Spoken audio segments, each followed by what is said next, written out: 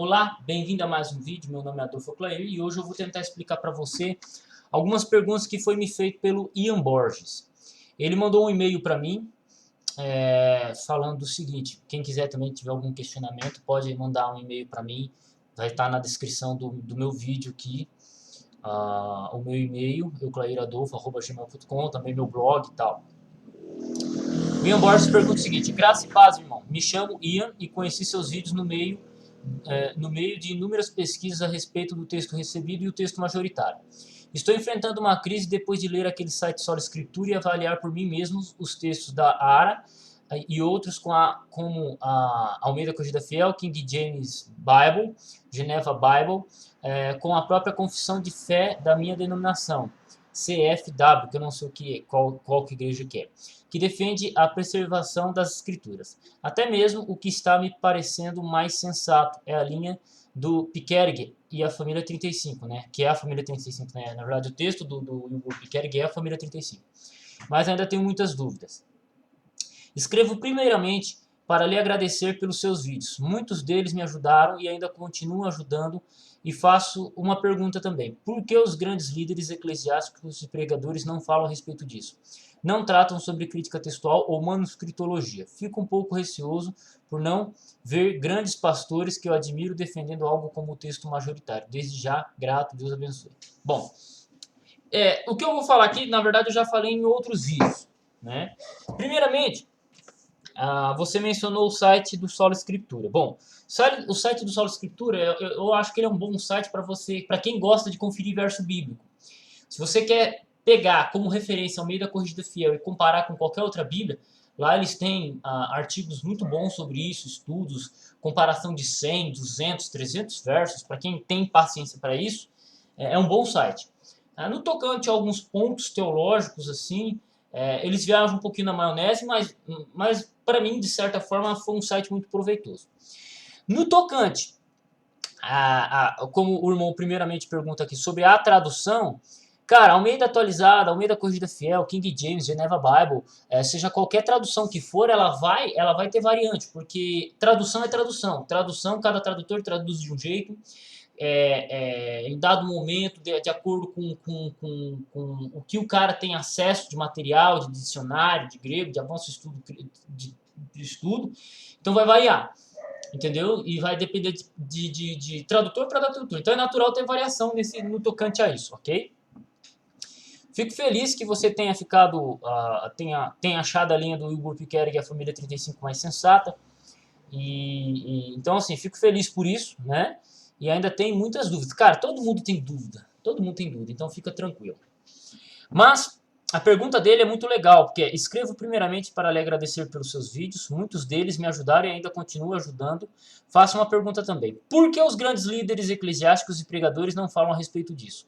Não tratam sobre crítica textual ou manuscritologia. Fico um pouco receoso por não ver grandes pregadores que eu admiro defendendo algo como o texto majoritário. Bom, são algumas perguntas, na verdade é uma pergunta que ela envolve vários fatos. Por que grandes líderes eclesiásticos e pregadores não falam a respeito disso? Primeiro, porque eles não têm conhecimento. Primariamente por causa disso, eles não têm conhecimento da área. Se você pegar grandes pregadores ou pregadores muito conhecidos, nem sempre eles têm um conhecimento geral sobre exegese. E a crítica textual, ela faz parte da exegese, ela tem um princípio exegético. Ponto. Só isso aí você já explica por que quase ninguém fala sobre crítica textual, porque poucos falam sobre exegese, essencialmente. Então, quando você tem uma pessoa que não sabe falar de exegese, muito menos ela vai saber falar sobre crítica textual. Ok? Então, esse é um dos motivos. Segundo motivo, a crítica textual, a manuscritologia, né? Manuscritologia e crítica textual, aqui elas vão estar linkadas, né? Elas são relacionadas. Elas são uma área muito específica. Então, não fique incomodado com isso, porque é natural que eles não abordem, porque é uma área muito específica. Então não dá para o cara pegar e só estudar isso aí. Ele não vai se tornar um pregador ou um grande teólogo estudando apenas isso. Porque a crítica textual, ela é apenas uma parte da teologia como um todo. Ela é parte. Eu, particularmente aqui, Eu capengo em outras áreas da teologia, por quê? Porque eu só estudei crítica textual há muito tempo. Muito tempo da minha vida, os últimos anos da minha vida, eu tenho estudado sobre crítica textual e isso me deixou capenga em outras áreas. Eu sempre estou falando aqui. Então, é por causa disso que muitos pregadores, eles falam, para que eu vou estudar manuscritologia, comparação de manuscrito, se eu já posso trabalhar a interpretação dele?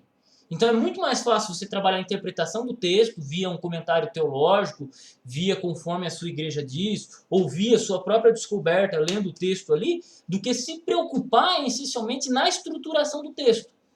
E eu não condeno ninguém por causa disso, porque cada um tem sua área de estudo.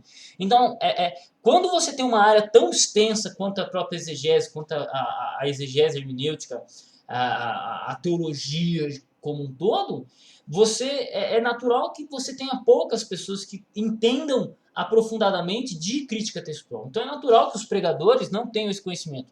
E não os condeno por causa disso. Porque é uma área muito específica, estudam pouco sobre exegese, tá entendendo? Isso eu estou falando de maneira geral, não é só na sua igreja, de maneira geral. Põe no YouTube. Quantas pessoas vão tratar de crítica textual especificamente? Você conta nos dedos. Quantas pessoas gravam vídeos relacionados à crítica textual constantemente? São poucos. São poucos. Aí você põe teologia sistemática, você põe calvinismo, você põe arminianismo, você põe apologética, tem um monte. Mas a crítica textual, que é a que estrutura, que é a que formata, que é a que dá base para o texto bíblico, você quase não tem. Por quê? Porque é uma área muito trabalhosa e tecnicamente, vamos dizer assim, tecnicamente você obtém poucos resultados. Entendeu? E não são todos preocupados nisso. Então essa é a minha visão. A outra pergunta, dentro da sua pergunta, que é assim, fico um pouco receoso por não ver grandes pastores que eu admiro defendendo algo como o texto majoritário. É natural, porque quando o cara entra no seminário de teologia, a única coisa que ele vai aprender é tecnicamente, ele vai aprender apenas sobre o texto eclético. Ele vai aprender a defender o Destreala, da quinta edição revisada, vai aprender a odiar o texto Receptus, se tiver sorte, vai ter um professor bom que saiba falar sobre o texto majoritário.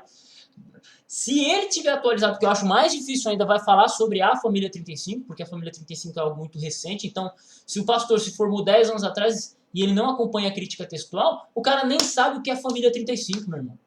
Nem sabe o que é a família 35. Se o cara estudou teologia num seminário 10 anos atrás, 12 anos atrás, 20 anos atrás, se ele não acompanha o mundo da crítica textual, ele tá por fora. É igual pessoa que assiste novela. Quem assiste novela tá por dentro do assunto. Quem não assiste a novela tá perdido. Entendeu? É basicamente isso. Eu não sei qual novela da Globo tá passando.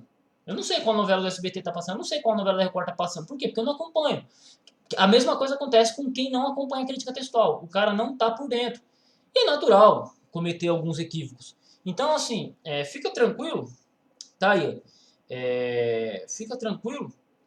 Porque você não ter pessoas estudando sobre crítica textual é natural. Porque ela é uma área muito pequena. Muito pequena não, ela é uma área extensa, mas ela é uma área muito específica. É um estudo muito específico. Né?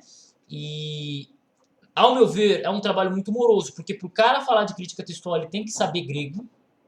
Aí você já pega de 100, você pega de 1000 pastores que se formam em seminários de teologia, 1000. Se você tiver 30 ou 20 que tenham um estudo médio de grego, é muito. Entendeu? É muito. De 1000. Então, aí imagina, esses que estudam grego, eles vão para a área da exegese. Vão trabalhar exegese, vão trabalhar hermenêutica. Quantos desses ainda vão se especificar dentro da crítica textual? Quase nenhum, entendeu? É basicamente isso, né? Estou falando aqui um número de cabeça, mas é mais ou menos isso. Né? Eu, particularmente, quando eu fiz meu seminário de teologia, meus cursos de teologia, eu não tive aula de grego. O seminário que eu frequentei não tinha aula de grego. Não tinha. E eu me formei em 2017, cara. Eu me formei em 2017. Não tinha aula de grego. E muitos seminários hoje no Brasil não tem aula de grego. Se não tem nem aula de grego, quanto mais de crítica textual. Eu já vi professor de teologia falando assim, ah, você tem que fazer crítica textual. Aí um amigo meu bateu no meu ombro assim e falou assim, o cara tá falando de crítica textual, ele tá citando crítica textual, mas ele nem tem ideia do que é, né, Adolfo? É mais ou menos, do jeito que ele tá citando aí, quer dizer que ele não tem conhecimento nenhum de crítica textual. Então você percebe. Então são poucas pessoas que estudam e se dedicam sobre o assunto. São poucas. Isso aí é fato. Então, é natural. Beleza? Você falou que quem acompanha meus vídeos aí, se tiver dúvida, pode mandar um e-mail, pode comentar aqui, basicamente. Tamo junto aí no campo de batalha. Essa é a minha visão. Não condeno ninguém por não ter esse conhecimento, porque ninguém é obrigado. No tocante a texto majoritário, família 35, família 35 é um assunto bem recente, então é natural que você tenha pessoas que não conheçam, que não estão dentro do meio teológico, do meio da crítica textual, não conheçam. No tocante ao texto majoritário, é natural por causa que os defensores do ecletismo tentam desqualificar ou simplesmente rejeitar boa parte deles. São poucos assim que falam assim, não, vou dar uma olhada ali no texto majoritário, vamos ver o que diz o texto majoritário, vamos dar uma analisada. São poucos que fazem uma análise de crítica textual nesta abordagem. E assim, necessariamente você tem a boa parte dos ecléticos tentando, boa parte, vamos pegar aí, boa parte dos professores, tentando desqualificar o texto receptus em si. Eu concordo com os ecléticos que o texto receptus é um texto atrasado, com pouca base manuscritológica, né? Mas que influenciou grandemente o período, um longo período da história, principalmente da história protestante. É um texto importante, tem que ser conhecido, tem que ser analisado. Mas não é um texto inerrante, não é a última bolacha do pacote. Mas muitas pessoas tentam desqualificá-lo, simplesmente falar, esse texto é ruim, ou esse texto é... Não, eu não penso por esse caminho. Eu entendo que hoje, com materiais atualizados, com mais catalogação manuscritológica, pela maioria dos manuscritos, ou até mesmo pelo próprio ecletismo, temos textos melhores, mais confiáveis cientificamente falando. Porque o texto receptus ele surge num período em que a crítica textual estava renascendo, estava para renascer. É um período que você não tinha catalogação de manuscrito grego e tal. Mas, querendo ou não, é o texto que fez parte. Então, assim, eu respeito. Eu sou contra uma idolatria cega. Você quer defender o texto receptus? Conheça o texto receptus. Quer defender o texto majoritário? Conheça o texto majoritário. Quer defender o texto eclético? Conheça a teoria. Conheça a teoria que envolve, né? Defensor do texto receptus defende o texto. Majoritários, ecléticos e família 35 defendem a teoria e não o texto em si. Defende a teoria que reconstrói o texto. E por aí vai. Então você tem essas nuances. Espero ter contribuído aí para vocês, ter organizado o pensamento. E tamo junto aí no campo de batalha, beleza? Deus abençoe os seus estudos. Até o próximo vídeo. Tamo junto.